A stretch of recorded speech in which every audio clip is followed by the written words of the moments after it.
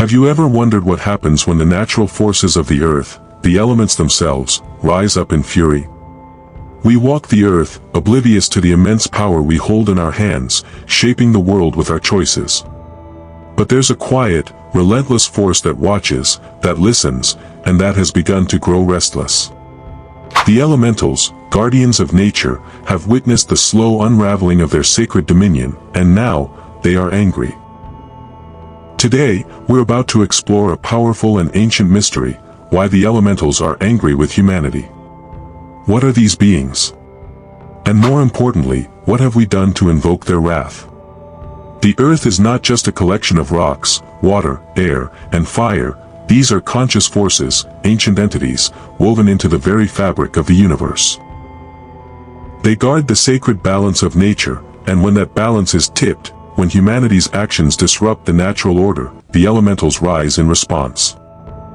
To understand why the elementals are angry with humanity, we must first look back into the mist of time, to the ancient civilizations that revered these forces as divine beings, not just abstract concepts. In many spiritual traditions, the elements are not simply seen as physical substances, but as conscious entities, each with their own will, temperaments, and intentions. They are the breath of creation itself, and their anger is no mere passing whim. It is a deep, soulful response to the imbalance humanity has brought to the world. In ancient Greece, the philosopher Empedocles spoke of the four classical elements: earth, water, air, and fire. He believed that all life and matter was composed of these elements in various proportions. But what is often overlooked is the deeper spiritual essence these elements held. They were not just physical properties. They were the very forces that shaped the cosmos, and to disturb them was to disturb the balance of the universe. Similarly, in Eastern traditions, the elements are seen as sacred energies that flow through all of existence. In Hinduism, the concept of Prakriti, the natural world, is made up of the five elements: earth, water, fire, air, and ether, each representing a different aspect of life. The ancient yogis and sages understood these elements not as simple building blocks of the material world, but as expressions of divine consciousness, each carrying immense power. In the Western esoteric tradition, the elementals were revered as powerful nature spirits, often invoked in magical rituals and alchemical work.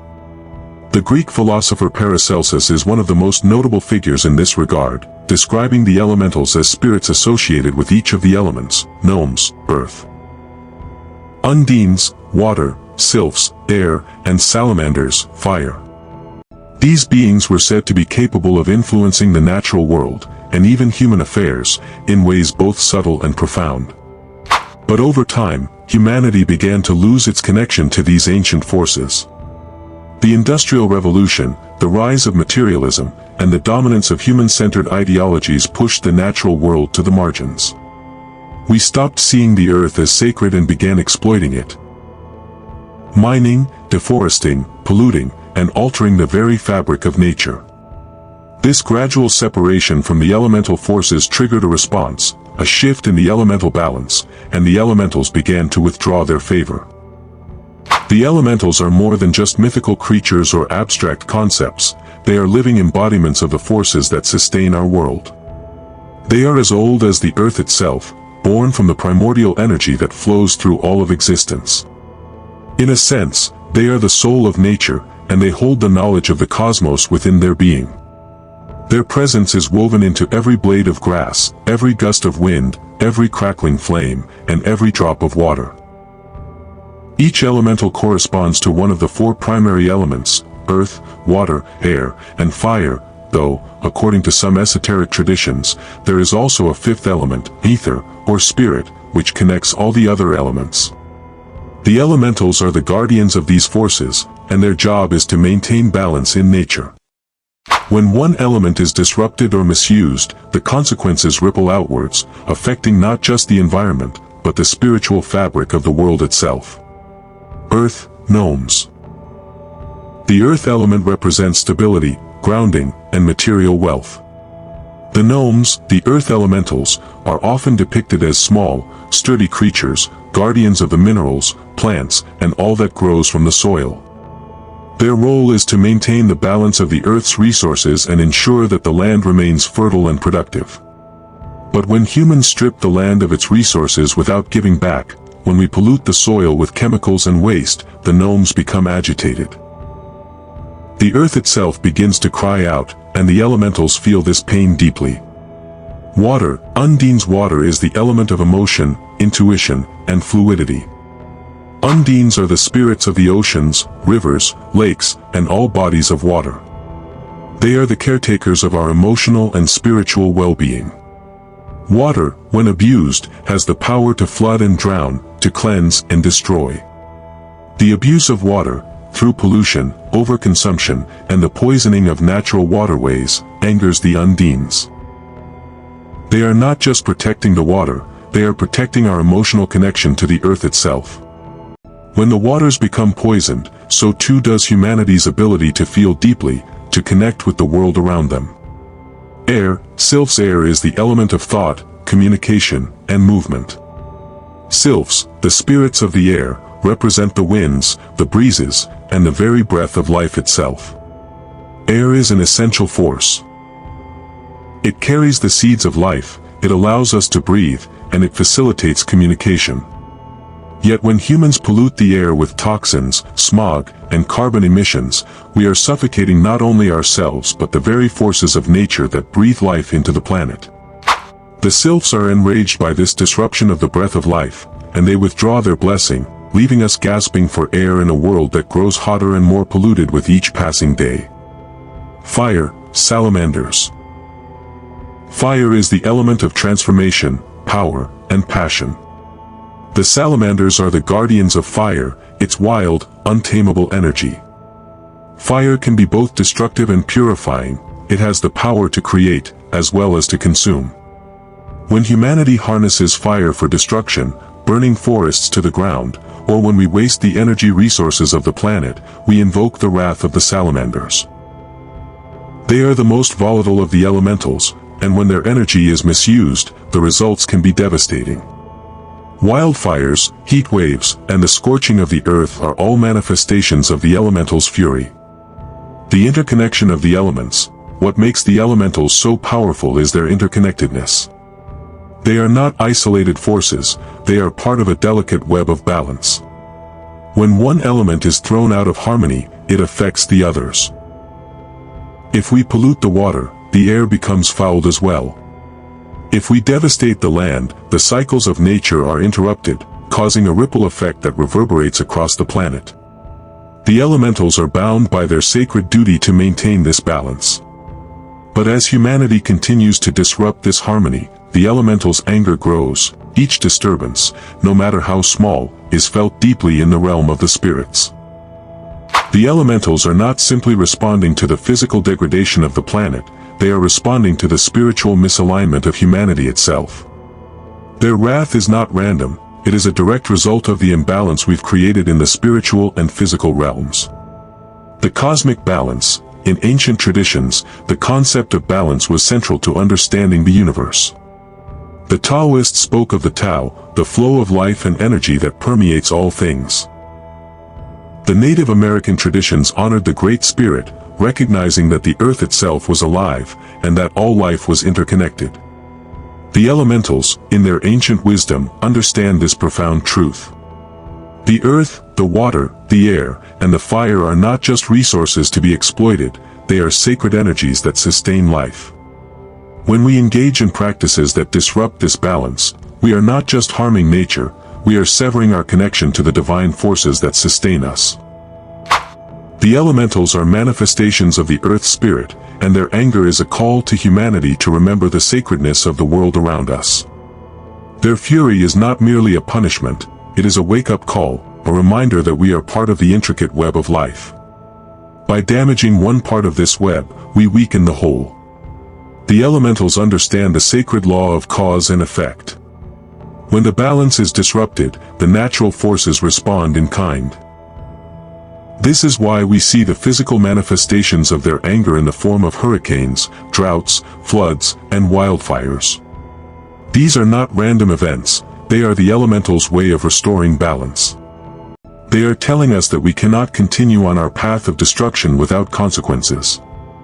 When we poison the earth with chemicals, we poison the very spirit that inhabits it. When we burn the forests, we destroy the sacred breath of life. The role of human consciousness. Humanity's relationship with the earth has shifted dramatically in the modern age.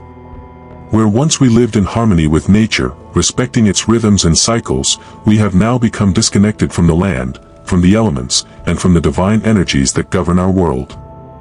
This disconnection is not just physical, it is spiritual. As we became more focused on material wealth, power, and industrial growth, we turned away from the spiritual wisdom of the earth and the elementals. The elementals are deeply tied to the spiritual consciousness of humanity. They are reflections of our inner state, and their anger is a mirror to the turmoil within us. When we fail to honor the earth, we fail to honor ourselves. This spiritual disconnection is the root of the elementals' rage.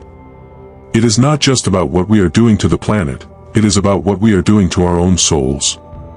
The elementals, as guardians of the natural order, are calling us back to our spiritual center. They are demanding that we remember the sacredness of life and that we take responsibility for our actions. The elementals as teachers. In many spiritual traditions, the earth is viewed as a living teacher. The elementals are the earth's emissaries, guiding us toward deeper understanding and spiritual growth. However, as they grow more angry, their teachings become more severe. We must understand that their anger is not just a reaction, it is an opportunity for growth.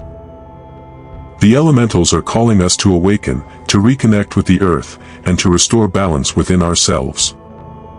To heal our relationship with the elementals, we must first reconnect with the natural world in a meaningful way. The following steps can guide us on this path, helping us restore harmony both within ourselves and with the earth. 1. Cultivate earth reverence, grounding practices. To reconnect with the earth, we must start by grounding ourselves, literally and figuratively. Grounding is the act of connecting with the natural world through our physical bodies, helping us realign with the earth's energy. The gnomes, guardians of the earth, will respond positively when we make an effort to honor the land beneath our feet. Practical exercise. Spend time each day walking barefoot on natural surfaces, grass, sand, or soil. Allow yourself to feel the textures beneath you and the life force flowing through the earth. As you stand, take deep, mindful breaths and visualize yourself rooted to the ground, connected to the earth's energy. This practice helps to rebalance your energies and strengthens your bond with the earth. 2. Purify your waters, emotional healing and flow. Water represents our emotions, intuition, and the flow of life. The undines, spirits of water, teach us to navigate our emotions with clarity and grace. To heal our relationship with water, we must learn to purify not only the waters around us but also the waters within. Practical exercise. Begin by drinking clean, filtered water and blessing it with gratitude for its life-giving properties. You can also create a simple ritual by filling a bowl with water, lighting a candle, and meditating on the flowing nature of life. As you reflect on your emotions, allow any negative feelings to be washed away with the water's energy, releasing them into the flame of the candle. Spiritual exercise. If you live near a body of water, spend time near it, silently offering thanks and respect. As you listen to the sound of the water, let it remind you of the constant flow of life, both within and around you. 3. Breath of life. Reconnect with the air. The sylphs, spirits of the air, call upon us to reconnect with our breath and our thoughts. Air is the element of mental clarity, communication, and freedom. When we ignore our mental and emotional well-being, we suffocate ourselves and the planet. Practical exercise. Practice conscious breathing techniques such as pranayama or deep belly breathing. Inhale deeply through your nose, holding the breath for a few seconds, then exhale slowly through your mouth. As you breathe, imagine you are inhaling the purest air from the natural world, breathing in the wisdom and energy of the sylphs. With each exhalation, release negative thoughts or feelings that no longer serve you. Mindful communication. The air also represents communication. Speak with intention and clarity, aligning your words with truth. Practice active listening, allowing the air of conversation to flow freely and respectfully between you and others. 4. Fire of transformation. Igniting passion and purpose. Fire is the element of transformation and energy, and the salamanders are its fierce guardians. Fire teaches us the importance of passion, willpower, and transformation. When we misuse fire, it becomes destructive. But when we harness it with intention, it becomes a force of profound change. Practical exercise: start a fire meditation practice. You can light a candle or sit near a bonfire. As you watch the flames dance, focus on a particular area in your life where transformation is needed. Visualize the flames consuming any obstacles or limitations, clearing the path for new opportunities. Fire is not just destruction, it is also creation, purification, and renewal. Spiritual exercise: when feeling stagnant or unsure, perform a small ritual of fire purification. Write down your limiting beliefs or fears, then burn the paper in a safe container, releasing the energy of those limitations. As you watch the flames rise, feel the old energies being replaced by renewed strength and purpose. 5. Eco-consciousness and sacred action. The elementals are not merely spiritual symbols, they are real, living entities that care deeply about the planet. As we begin to heal our relationship with them, we must also begin to take actionable steps in our daily lives to support the earth. Practical action: adopt sustainable practices that honor the natural world. Recycle, reduce waste, plant trees, and be mindful of your consumption of natural resources. Support companies that prioritize environmental stewardship, and get involved in local conservation efforts. Your actions are a direct reflection of your respect for the earth and the elementals.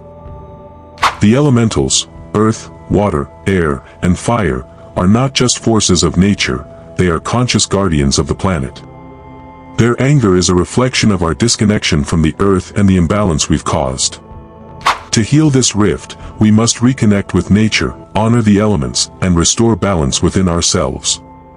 The elementals are waiting for us to awaken and take action. The choice is ours, to continue down a destructive path or to embrace harmony and renewal with the world around us.